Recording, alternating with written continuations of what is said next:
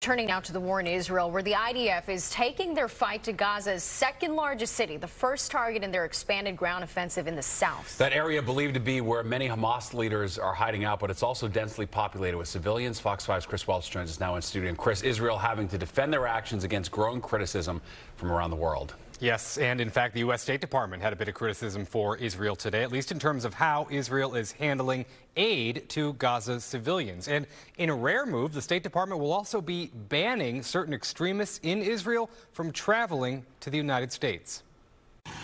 The chief of staff for the Israeli Defense Forces says troops are now fighting in the heart of Han Yunis, Gaza's second biggest city.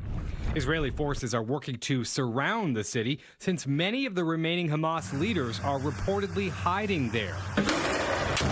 Israel says it's working to minimize civilian casualties, but they're operating in a densely populated area with more than 2 million civilians and thousands of Hamas and Islamic Jihad fighters hiding amongst the population.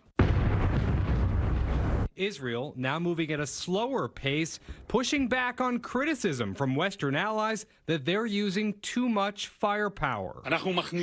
Striking them requires significant use of fire. Therefore, the forces operate powerfully while making big efforts to mitigate as much as possible harm to civilians. Some of that criticism coming from the U.S., asking the Israeli military why they're striking certain targets in Gaza and where the civilians are expected to go. Where is the Red Cross? Where are the ambulances? I lost my children and my husband. Where is the United Nations?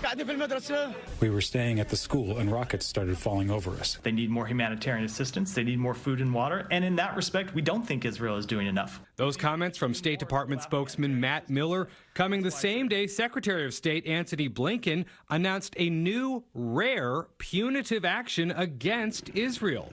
The U.S. is imposing a travel ban on dozens of extremist Jewish settlers implicated in recent attacks in the West Bank. We have underscored to the Israeli government the need to do more to hold accountable extremist settlers who have committed violent attacks against Palestinians in the West Bank, Blinken says in a statement. He goes on, as President Biden has repeatedly said, those attacks are unacceptable.